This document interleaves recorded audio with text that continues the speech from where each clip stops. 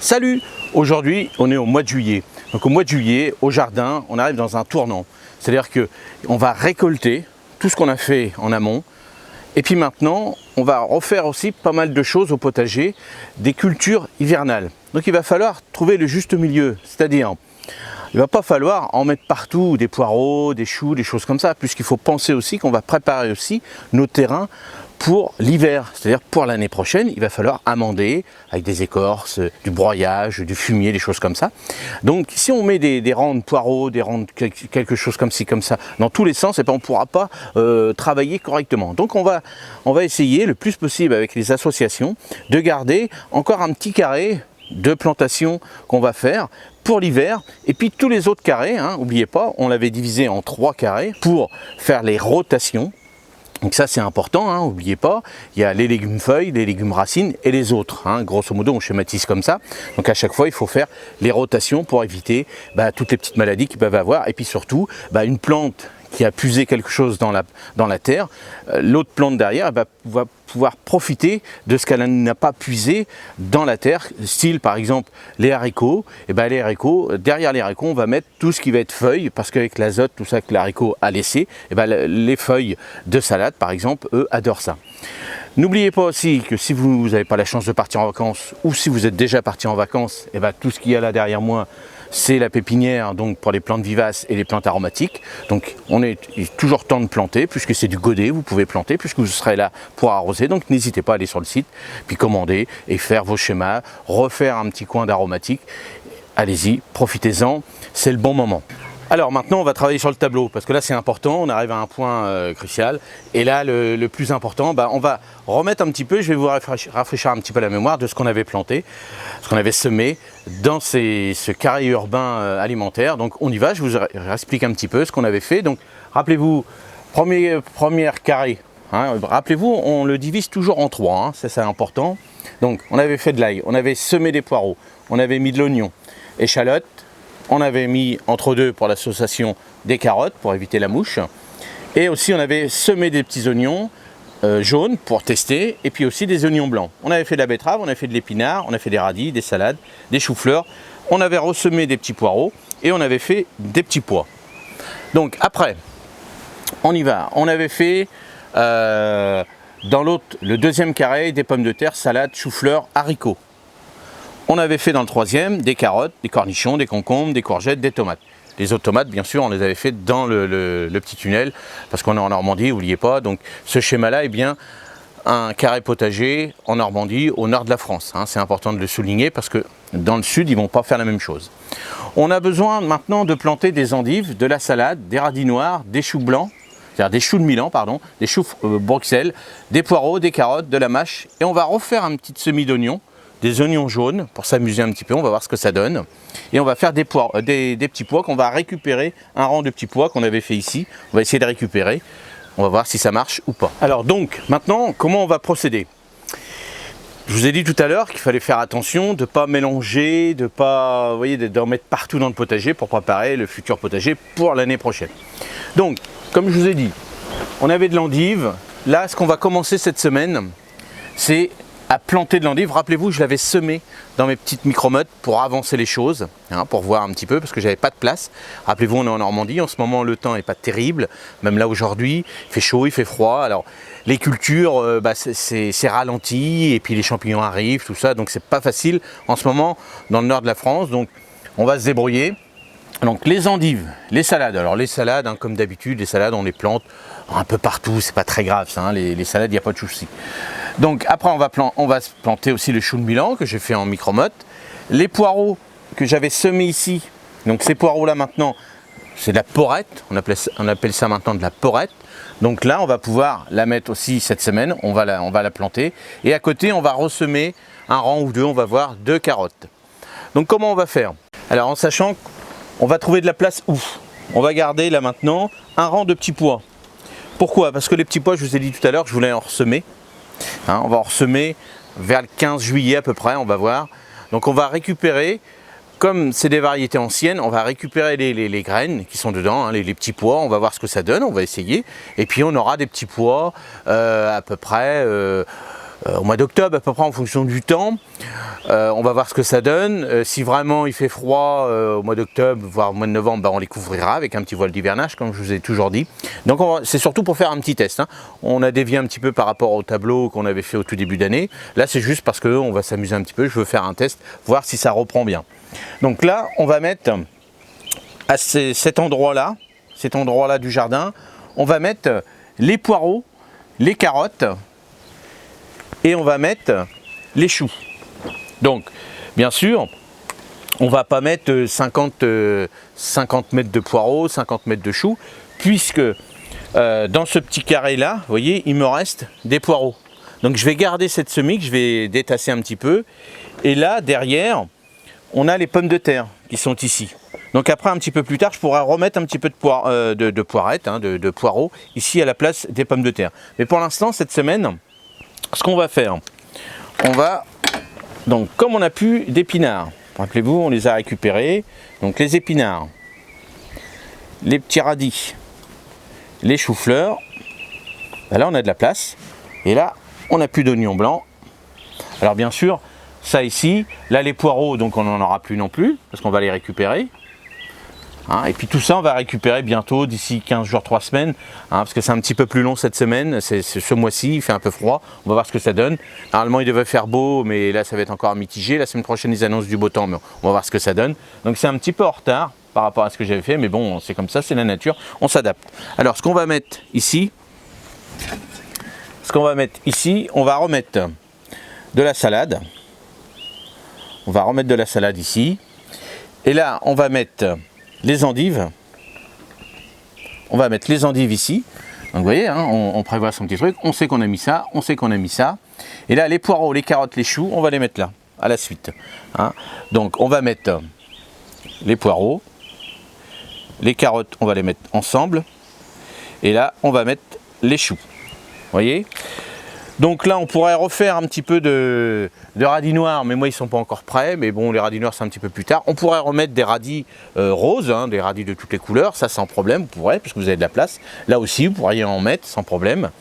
Et puis, le reste, on va laisser. Hein, les pommes de terre, on ne va pas tarder à les récupérer. En sachant qu'ici, maintenant, les salades, les choux-fleurs, il n'y en a plus. Hein, donc on pourrait remettre autre chose si on veut, mais n'oubliez pas, j'ai dit que je ne voulais pas en remettre partout. Je vais essayer de concentrer sur un seul endroit, ou après, donc je pourrais mettre la mâche. Alors la mâche, je pourrais la mettre où je veux, parce que la mâche, ça va vite, et puis avant l'hiver, il n'y en aura plus. Hein. Et les petites semis d'oignons, on attend un petit peu vers comme je vous ai dit, vers le 15 juillet à peu près. On va voir ce que ça donne. Les choux Bruxelles, j'en ai pas encore, mais on les mettra à la suite ici, on va voir. Et puis vous voyez, après on aura fait notre petit tour. Bien sûr, c'est par rapport à moi ce que j'aime dans mon potager, ce que j'aime comme légumes. Vous après, vous adaptez, vous regardez bien les associations. Ce qui est important, c'est de savoir que après quelque chose que vous avez semé, un légume racine, il faut éviter de remettre un légume racine derrière. Il faut éviter, on peut le faire, mais voilà, si on ne veut pas mettre de traitement, des choses comme ça, il faut mieux éviter. Donc, légumes racines, généralement ce qui est en terre, on replante quelque chose qui va en l'air, hein, tout ce qui est feuilles. Après, les tomates, des choses comme ça, donc on pourra pas en remettre plus tard parce qu'en Normandie ils vont être fanés, donc c'est pas la peine. Donc hein, tous ces autres légumes autres qu'on appelle ça l'ail, l'échalote, l'oignon, tout ça, ça sera terminé. Sauf la petite semis d'oignon que moi je vais récupérer, c'est surtout pour avoir des petits gros lots d'oignons, on appelle ça, que je vais les laisser sécher après par la suite pour faire une semis, c'est-à-dire une plantation plutôt au mois de mars pour éviter d'en acheter. On va voir ce que ça donne. Pour les échalotes, je garderai les plus petites pour l'année prochaine, mais ça je vous montrerai ça par la suite. Alors maintenant, on va aller faire la porrette, on va aller planter l'endive, on va aller planter les salades, et puis on y va. Vous voyez, avec le petit plan là, ça permet de se remettre en question et de revoir un petit peu le schéma. Ça, c'est faites ça à la maison, soit sur une feuille de papier, soit sur l'ordi, comme vous voulez. Moi, le plus simple, je vous montre ça sur le tableau, c'est plus simple pour vous. Et puis, on y va, on va faire maintenant le potager. On y va, c'est parti. Alors, rappelez-vous pour les endives, je les avais mis en petite micromotte. Donc là, comme j'en avais semé plusieurs, je vais essayer de détasser un petit peu et puis les planter en ligne. Alors à peu près tous les 10-15 cm, hein, c'est une petite racine. Moi je ne veux pas que ce soit très grosse les racines, puisque je vais vous montrer après que je les mettrai dans des pots de 3 litres.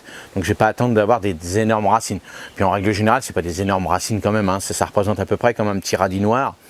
Donc voilà comment ça va se présenter. Donc tout simplement comme d'habitude, hein, comme ça en micromotte, on fait un sillon, on plante, la terre est bonne. Pour les endives, ils n'ont pas besoin de beaucoup de nourriture. Là, ça se fait tout simple, hein. On reprend le cordeau, on fait un truc propre si on veut. Et puis là, ça se fait tout simplement. Une plantation toute simple des endives, c'est tout simple. C'est après, par la suite, il faut avoir des petites techniques pour pouvoir les blanchir un petit peu. Mais ça, je vous expliquerai ça après. Alors les salades, comme d'habitude, hein, les salades. Alors là, je fais un petit rang à côté pour en avoir un petit peu. Donc là, j'ai repris des variétés de salades qui sont quand même plus costauds à la chaleur. Hein. Là, je vais avoir de la batavia, de la feuille de chêne, des petites laitues de 4 saisons. Donc voilà, donc j'échelonne un petit peu comme d'habitude pour éviter d'avoir toujours la même variété de salade. Donc comme je vous avais montré en début de saison, tout simplement. La porrette, maintenant la porrette. Donc je défais délicatement mes petits poireaux, hein, ils sont à peu près comme un petit crayon, à peu près d'une taille d'un petit crayon. Alors après, il y a des personnes qui vont vous dire, je mets de l'eau de javel, je mets des trucs, je mets des machins. Donc, comme d'habitude, je mets rien. Je vais couper une bonne partie des feuilles, une partie des racines, et puis avec un petit bâton, un petit transplantoir, comme vous voulez, vous y allez, vous enfoncez bien, vous tassez bien. Alors vous les mettez tous les 10-15 cm à peu près, hein, même pas tous les 10 cm, hein, en fonction de la grosseur des poireaux que vous attendez. Et puis vous en faites, moi c'était des rangs de 3 mètres, donc vous faites comme vous voulez en fonction de ce que vous aimez. Et puis tout simplement, moi ce que je vais mettre à côté, je vais refaire une semis de carottes. Donc tout simplement, comme je vous ai déjà montré plusieurs fois, comme toutes les semis, on fait un sillon. Alors là on essaye, hein, parce qu'on va arriver dans la saison où ça va être de plus en plus dur à mûrir, on va dire. Donc là je vais en mettre vraiment un tout petit peu. C'est juste l'histoire de mettre un petit peu de carottes avec l'odeur, comme ça va chasser un petit peu tous ces petits papillons, tous ces petits vers qui peuvent attaquer le poireau. Alors on va voir en fonction de la saison, hein. Des fois ça marche, des fois ça marche pas. Si on n'essaye pas, on ne saura pas. Donc voilà, tout simplement le petit rang de carottes. Et puis à côté, je vais mettre mes choux. Donc mes choux, là j'ai des choux de Milan, donc j'en mets pas beaucoup, hein, parce que des choux, je ne vais pas manger du chou pendant 30 ans, donc je vais en faire 6, c'est très bien comme ça. Les choux Bruxelles c'est pareil, j'en ferai 6. Donc les choux, tout simplement, comme toute plantation, c'est en micro-motte, on fait un trou. Alors, si votre terrain est un petit peu juste en nourriture, mettez un petit peu d'azote, un engrais naturel avec de l'azote, ou si vous avez fait des petits composts azotés, des choses comme ça, là allez-y, n'hésitez pas pour le chou, pour qu'il grossisse comme le chou-fleur. Il faut de la nourriture, hein, il faut surtout plus d'azote pour qu'il gonfle un petit peu, il adore ça. Et n'hésitez pas, si vos terrains sont un peu justes, si vous n'avez pas préparé ni rien, achetez dans les grandes surfaces un azote. Je pourrais vous en mettre un dans la description. Spécifique pour les choux, hein, pour tout ce qui est choux, chou-fleur, chou vert, tous les choux de Bruxelles, ils adorent l'azote, il faut en mettre, parce que sinon vous allez avoir des petits trucs tout fins, des petites boules pas très propres, voilà, donc il faut en mettre, c'est important. Donc n'oubliez pas, hein, bien sûr, j'ai retiré avant mes 2 rangs, j'avais fait 3 rangs de petits pois, j'en garde un, je retire mes deux rangs de petits pois. Les petits pois, n'oubliez pas, je retire pas complètement la tige. Je laisse dedans, puisqu'au bout, vous voyez, au bout, il y a de l'azote. Hein, il y a une partie d'azote si ça marche bien. Donc on laisse les tiges dans le sol. Ça c'est important aussi. Donc voilà pour cette semaine. Donc voilà ce qu'on a planté, voilà ce qu'on a refait. On a refait le point avec le tableau. Ça c'est important, hein, de toujours refaire le point. Hein, comme je vous dis, je ne veux pas me disperser dans tout le jardin. Il faut essayer de se concentrer. Ça c'est important. Donc commencez déjà. Vous voyez la liste que j'ai faite. Si vous avez déjà tout ça, les radis noirs, les choses comme ça, les machins, allez-y, hein, plantez. Comme ça, vous êtes tranquille. Si vous avez déjà récolté vos échalotes, vos oignons, vous avez fait de la place, hein, donc allez-y. Hein, je vous ai fait la petite liste de moi ce que je voulais planter. Vous, votre liste, vous pouvez rajouter des choses sans problème. Méfiez-vous, on est en Normandie, donc on ne peut pas tout faire non plus.